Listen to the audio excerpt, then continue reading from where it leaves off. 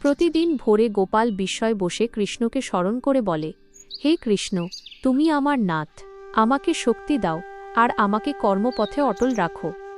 গোপাল বিশ্বাস করত কর্মই ধর্ম, আর কৃষক মানেই ভগবানের সেবক, কারণ কৃষিই জীবন তৈরি করে। খরা এবং দুর্দিন।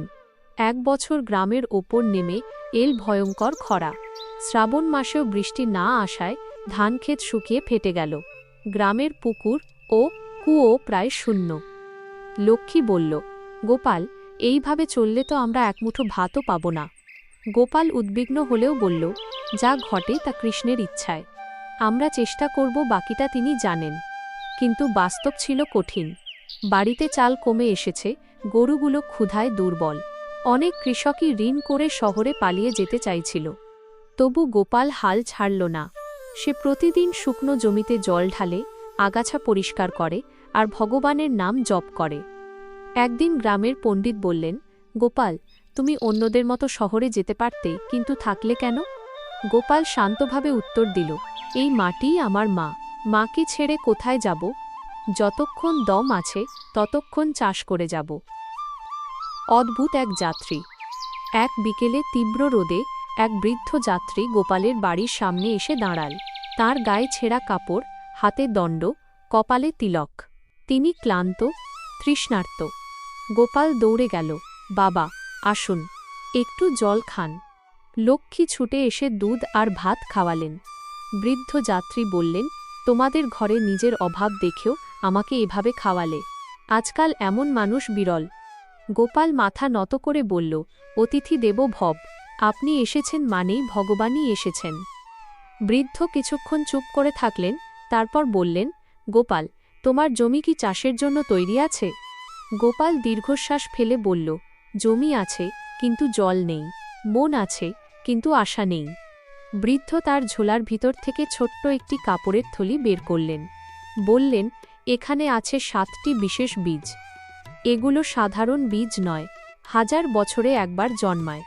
এগুলো রোপণ করো পূর্ণিমার রাতে। মনে রাখবে, লোভ না করে প্রার্থনা করে কৃতজ্ঞতা নিয়ে বীজ পুঁতে দেবে। গোপাল বিস্মিত, এ বীজে কি ফসল হবে বাবা? বৃদ্ধ শুধু বললেন, মন যেমন হবে ফল তেমন দেবে। মনে রেখো, ভক্তিকে কখনো প্রকৃতি উপেক্ষা করে না। এ কথা বলে বৃদ্ধ যাত্রী নিঃশব্দে চলে গেলেন। গ্রামের লোকে আর তাকে দেখল না। বীজ রোপণ ও গোপালের ভক্তি। পূর্ণিমার রাতে চাঁদের আলোয় গোপাল সেই বীজগুলো রোপণ করল। লক্ষ্মী পাশে মোমবাতি জ্বালিয়ে দাঁড়াল। দুজনেই ভগবানকে প্রণাম করে বীজ পুঁতল। পরদিন সকালে আশ্চর্য, যেখানে বীজ পোঁতা হয়েছিল সেখানে রাতারাতি ছোট ছোট সবুজ চারা উঠেছে। অন্য কৃষকেরা অবাক। কেউ বলল, গোপালের দেবতা তার প্রতি খুশি হয়েছেন। আর কেউ বলল, এ নিশ্চয়ই কোনো ঋষির দান। চারাগুলো অন্য কোনো ফসলের থেকে দ্রুত বাড়তে লাগল। গোপাল প্রতিদিন নিঃশব্দে তাদের কাছে বসে কৃষ্ণমন্ত্র জপ করত। সে জানত পুরো ব্যাপার রহস্যময়, কিন্তু সে ভগবানের ইচ্ছাকেই সম্মান করত। শুকনো মাটির মাঝেই সেই গাছগুলো অদ্ভুতভাবে টিকে রইল। আশেপাশের কৃষকেরা তাদের গাছ বাঁচাতে ব্যর্থ হলেও গোপালের গাছগুলো যেন নিজের শক্তিতেই বাড়ছিল। প্রথম বৃষ্টি ও নতুন ফসল। রোপণের 40তম দিনে আকাশ কালো হল। হঠাৎ বেগে বৃষ্টি নামল। নদী, পুকুর, কুয়ো সব পানিতে ভরে গেল। গ্রামবাসী আনন্দে নাচতে লাগল, কৃষ্ণের কৃপা, আমাদের গ্রাম বাঁচল। কিন্তু সবচেয়ে বড় আশ্চর্য হল, গোপালের সেই বিশেষ গাছগুলোতে ফল ধরতে শুরু করল। ফলগুলো ছিল সোনালি রঙের, নরম আলোয় ঝিলমিল করছে যেন। পণ্ডিত মশাই বই খুলে বললেন, এই ফলে মাটির শক্তি বাড়ানোর ক্ষমতা আছে। যে জায়গায় এগুলো রোপণ করা হয় সেই জমি বছরের পর বছর উর্বর থাকে। গোপাল সেই ফল থেকে বীজ বের করে গ্রামের প্রতিটি কৃষকের মধ্যে বিলিয়ে দিল। কেউ টাকা দিতে চাইলে গোপাল বলত, ভগবান দিয়েছেন তাই সবার জন্য, আমি এর মূল্য নিতে পারব না। ধীরে ধীরে পুরো গ্রামে নতুন ফসল জন্মাতে লাগল। ধান, গম, সবজি সবকিছুই অদ্ভুতভাবে দ্রুত ও স্বাস্থ্যকরভাবে বড় হল। 1 বছরের মধ্যেই দেবশালা পুনরায় সমৃদ্ধ হয়ে উঠল। গ্রামের কৃতজ্ঞতা ও সত্যপ্রকাশ। গ্রামের বার্ষিক কৃষ্ণ জন্মাষ্টমী উৎসবে সবাই গোপালকে মঞ্চে তুলে নিল। পঞ্চায়েত প্রধান বললেন, আজ দেবশালা বেঁচে আছে গোপালের বিশ্বাস, ভক্তি ও কৃতজ্ঞতার কারণে।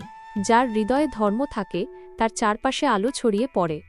গোপাল নম্রভাবে বলল, আমি কিছুই করিনি, ভগবান কৃষ্ণ করেছেন। আমরা শুধু তাঁর দেওয়া করুণাকে গ্রহণ করেছি। উৎসব শেষে গোপাল একা বসে প্রার্থনা করছিল।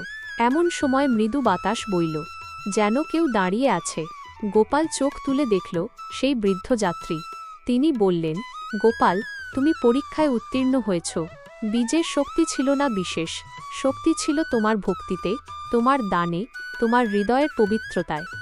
গোপাল হাঁটু গেড়ে বসে বলল, তাহলে আপনি কে? বৃদ্ধ হাসলেন, আমি তোমার বিশ্বাসের রূপ। কৃষ্ণের ইচ্ছায় তোমার কাছে এসেছিলাম। মনে রেখো, ভক্তিকে পুরস্কৃত করাই ভগবানের ধর্ম। বৃদ্ধ আলো হয়ে মিলিয়ে গেলেন। গল্পের শিক্ষা। গোপাল বুঝল, ভগবান বাইরে নন, ভগবান মানুষের সত্য, কর্ম ও দয়ার মধ্যেই আছেন। যে মন পরিষ্কার রেখে পরিশ্রম করে, অন্যকে সাহায্য করে আর অসংকোচে ভগবানের ওপর ভরসা রাখে, তার জীবনে কখনো অন্ধকার স্থায়ী হয় না। দেবশালা আজও গোপালের নাম শ্রদ্ধার সাথে বলে, যে কৃষক ভগবানের ভক্তিকে মাটিতে রোপণ করেছিল।